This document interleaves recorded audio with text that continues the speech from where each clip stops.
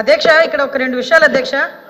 అంటే గవర్నర్ గారి స్పీచ్ కి సంబంధించి ధన్యవాదాలు తెలిపే తీర్మానంలో ఏదైనా సభ్యులు అబద్ధం అదే సత్యదూరం క్షమించండి అధ్యక్ష, సత్యదూరానికి సంబంధించిన అంశాలు చెప్పినప్పుడు కంపల్సరీగా మేము చెప్పాల్సిన బాధ్యత ఉంది. కంపల్సరీగా రిప్లైలో ఎవరైతే మంత్రి గారు చెప్తారో వాళ్ళందరూ కూడా చెప్తారు అధ్యక్ష.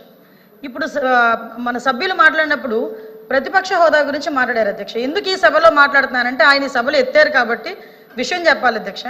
ప్రతిపక్ష హోదా రావటానికి వాళ్ళకున్న సభ్యులు సరిపోతారని వాళ్ళకు వచ్చిన రూల్ బుక్ లో అధ్యక్ష చెప్పాలి. గురించి ప్రతిపక్షం గురించి అంత గట్టిగా మాట్లాడుతూ నిన్న గవర్నర్ గారి ప్రసంగంలో తమరు ఉన్నారు అధ్యక్ష. అధ్యక్ష గవర్నర్ గారి ప్రసంగంలో తమరు ఉన్నారు. ఒక పక్క మీరు, ఒక పక్క స్పీకర్ గారు, ఒక పక్క గవర్నర్ గారు మాట్లాడుతున్న సందర్భంలో ప్రతిపక్ష హోదా కావాలి అని చెప్పి అడగడం అన్నది ఎంతవరకు సభ్యత అధ్యక్ష? వీళ్ళ సభ్యత సంస్కారాల గురించి మాట్లాడుతున్నారేంటి అధ్యక్ష? ప్రతిపక్ష హోదా అనే విషయం ఈ సభకు సంబంధించింది కాదు. అది ఆయన మాట్లాడారు అధ్యక్ష. ఎవరు మాట్లాడినా సమాధానం చెప్పాలి. ఎవరు మాట్లాడినా కరెక్ట్ కాదు. ప్రజలు ఇవ్వలేదు ఈ రోజు. చంద్రబాబు నాయుడు గారు, పవన్ కళ్యాణ్ గారు, గవర్నర్ గారు ఇచ్చింది కాదు అది. ప్రజలు ఈ రోజు ప్రతిపక్ష హోదా ఇవ్వలేదు. మీరే ఒకనొక సందర్భంలో అధికారంలో ఉండేటప్పుడు అటు నుంచి తీసుకుంటే ప్రతిపక్ష హోదా పోతుంది, చంద్రబాబు నాయుడు గారు పోతుందని మాట్లాడారు. మరి ఆ రోజు రూల్ అండ్ రెగ్యులేషన్స్ తెలియదా?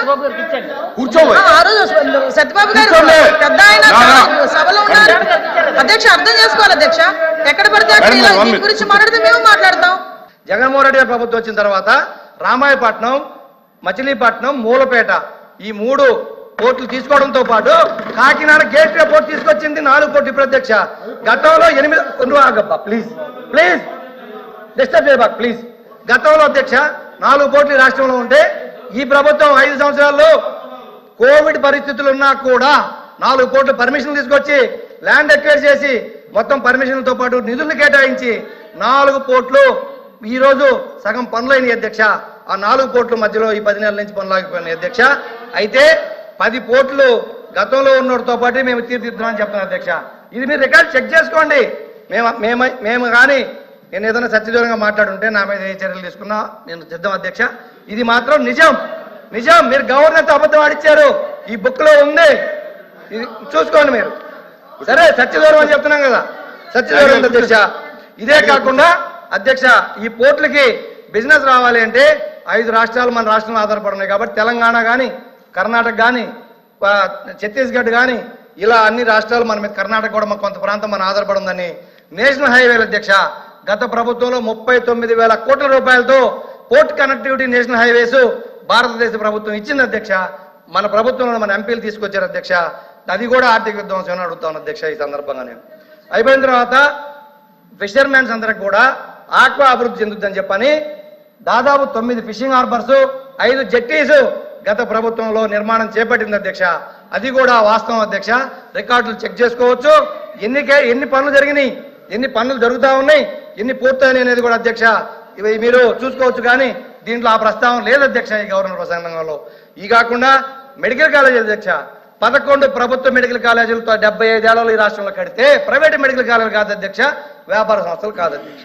17 ప్రభుత్వ మెడికల్ కాలేజీల కోసం గత ప్రభుత్వం కేంద్ర ప్రభుత్వం దగ్గర అనుమతులు తీసుకొచ్చి దాదాపు 5 ప్రభుత్వ కాలేజీలు కంప్లీట్ చేస్తే మిగతా కాలేజీలు యూసే లేదు అధ్యక్ష. అవి ప్రైవేట్ పరం చేస్తారా, ప్రభుత్వంగా కట్టిస్తా అనేది దీంట్లో ప్రస్తావన లేదు అధ్యక్ష. ప్రజలు ప్రభుత్వ మెడికల్ కాలేజీలే ఉంటాయా, వాటిని ప్రైవేట్కి ఇస్తారా అనేది క్లారిటీ లేక చాలా కన్ఫ్యూజన్ ఉన్నారు. అది గవర్నర్ ప్రసంగంలో చేర్చుంటే బాగుండేదని నా అభిప్రాయం అధ్యక్ష. అలాగే టూరిజం అధ్యక్ష, టూరిజం విషయంలోకి వచ్చేటప్పటికి చెప్పండి, మాటలకే పరిమితమైంది పాయింట్ కి రిప్లై చెప్పవసరం లాస్ట్ లో రిప్లైకి అవకాశం ఉంది. వాళ్ళు ఏదైనా తప్పు మాట్లాడితే రిప్లైలో చెప్పండి, మీరు కరెక్ట్ చేయండి. టూరిజం విషయంలోకి వచ్చినప్పటికీ అధ్యక్ష గతంలో కూడా ఇదే సభలో మేము కూడా చెప్పుకున్నాం అధ్యక్ష. టూరిజం మాటలకే పరిమితమైంది కానీ ఇంప్లిమెంటేషన్లోకి వచ్చేటప్పటికి మేము గతంలో కూడా నేనే అడిగాను అధ్యక్ష. పేద బడుగు బలహీన వర్గాలు ఉన్నారు, తీర ప్రాంత ప్రజలు ఉన్నారు, మా అటవీ ప్రాంత గిరిజనులు ఉన్నారు, వాళ్ళందరికీ అవకాశాలు ఇవ్వండి, టూరిజంలో వాళ్ళందరూ ప్రోత్సహించండి అని చెప్పి మేము గతంలో కూడా అడిగాం అధ్యక్ష. దాని మీద కూడా ఓరకు మేము అభివృద్ధి చేస్తామనే మాట తప్ప ఎక్కడ ప్రాక్టికల్గా ఈ పుస్తకంలో కనిపెట్టదు అధ్యక్ష. శాంతి భద్రతల విషయంలోకి వచ్చేటప్పుడు అధ్యక్ష ఇప్పుడు అందరూ మా సభ్యులు మాట్లాడారు అధ్యక్ష. ఈ పుస్తకంలో 35,000 మంది అని గవర్నర్ గారి ప్రసంగం లేదు అధ్యక్ష. కానీ నాకైతే కొంత విషయం తెలుసు అధ్యక్ష. గతంలో వీళ్ళు ఎప్పుడైతే అపోజిషన్ ఆరోపణలు చేశారో ఆ ఆరోపణలు 35,000 మంది మిస్సింగ్ అయ్యారని డిప్యూటీ సీఎం గారు కూడా ఆరోపణలు చేశారు అధ్యక్ష. ఆ టైంలో చేసినప్పుడు డీజీపీ ఆఫీసు గత పోలీస్ డిపార్ట్మెంట్ వాళ్ళే ఎక్కడ ఇది ఈ సత్యదూరం కానీ ఆ మిస్సింగ్ కేసులు నమోదైంది 700 మాత్రమే నమోదైనవి. అవన్నీ కూడా కిడ్నాపులు కానీ వేరే కాదు రకరకాల కేసులు నేను చెప్పడం జరిగింది అధ్యక్ష. ఆ 700లో కూడా ఉదాహరణకి చెప్తున్నా అధ్యక్ష, ఉదాహరణకి ఉదాహరణకి పవన్ కళ్యాణ్ గారు గవర్నమెంట్ వచ్చిన తర్వాత వాళ్ళ మదర్ వెళ్ళి కంప్లైంట్ ఇస్తే వాళ్ళు కాశ్మీర్లో ఉంటే ఆ అమ్మాయి ఎవరినో ప్రేమించి పెళ్లి చేసుకుని కాశ్మీర్ నివాసం ఉంటే ఆ పాపను తీసుకొచ్చి వాళ్ళ తల్లిదండ్రులకు కూడా డిప్యూటీ సీఎం గారే అప్పచెప్పిన సందర్భం చూసాం అధ్యక్ష. మీకు తెలుసు అవి కిడ్నాప్లా మిస్సింగ్ కేసులా వేరే డిఫరెంట్ కేసులు మీరు మీ శాఖలో మీరు పరిశీలించుకోండి. అవి దీంట్లో లేవు అధ్యక్ష.